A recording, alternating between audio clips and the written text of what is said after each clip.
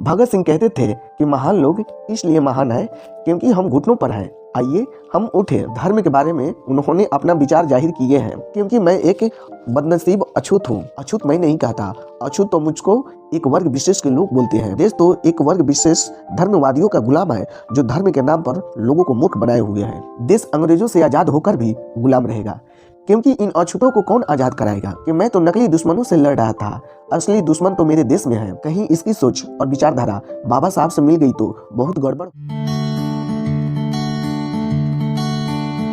नमस्कार, आज हम बात करने वाले हैं उस डायरी के बारे में जो कोई आम डायरी नहीं है।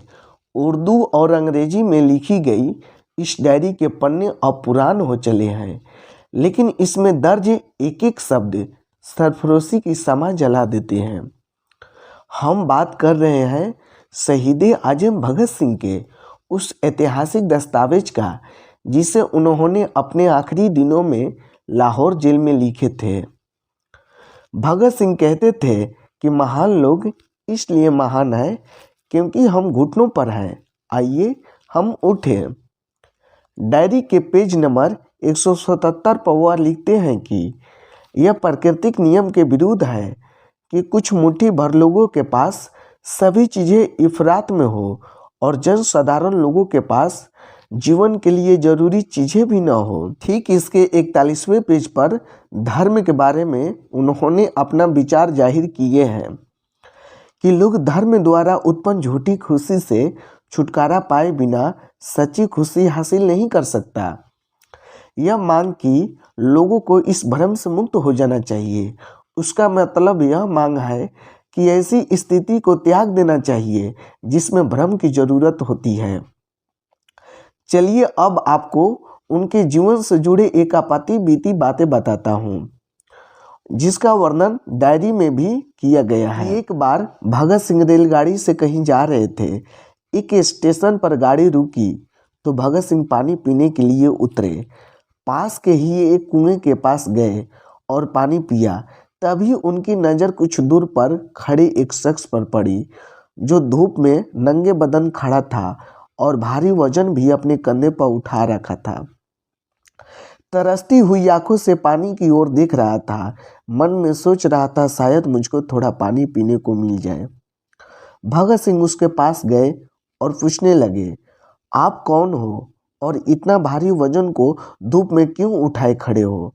तो उसने डरते हुए कहा, साहब आप मुझसे दूर रहे, नहीं तो आप अछूत हो जाएंगे, क्योंकि मैं एक बदनसीब अछूत हूँ। भगत सिंह ने कहा, आपको प्यास लगी होगी, पहले इस वजन को उतारो और मैं पानी लाता हूँ, आप पानी पी लो। भगत सिंह के इस व्यवहार से वह बहुत खुश हुआ। भगत सिंह ने उसको पानी पिलाया और फिर पूछा, आप अपने आप को अछूत क्यों कहते हो? तो उसने हिम्मत करते हुए जवाब दिया, अछूत मैं नहीं कहता, अछूत तो मुझको एक वर्ग विशेष के लोग बोलते हैं और मुझसे कहते हैं तुम लोग अछूत हो, तुमको छूने से हमारा धर्म भ्रष्ट हो जाएगा और मेरे साथ जानवरों जैसा सलूक करते हैं। आपने तो मुझे पानी भी पिला दिया, नहीं तो पानी भी पीने का अधिकार नहीं है और न ही छाया में भी खड़े होने का अधिकार है और न ही सार्वजनिक कुएं पर पानी पीने का अधिकार है। ये सारी बात जब सुने तो भगत सिंह को आभास हुआ कि मुझे तो बचपन से यही बताया गया कि देश अंग्रेजों से गुलाम है, पर यह तस्वीर तो कुछ और ही बयां करती है। देश तो एक वर्ग विशेष धर्मवादियों का गुलाम है जो धर्म के नाम पर लोगों को मूर्ख बनाए हुए हैं। तभी भगत सिंह सोचने लगे, देश अंग्रेजों से आज़ाद होकर भी गुलाम रहेगा, क्योंकि इन अछूतों को कौन आज़ाद कराएगा। फिर भगत सिंह ने इस बात को लेकर अध्ययन किया और फिर सोचने लगे, इनकी ऐसी हालत कैसे हुई।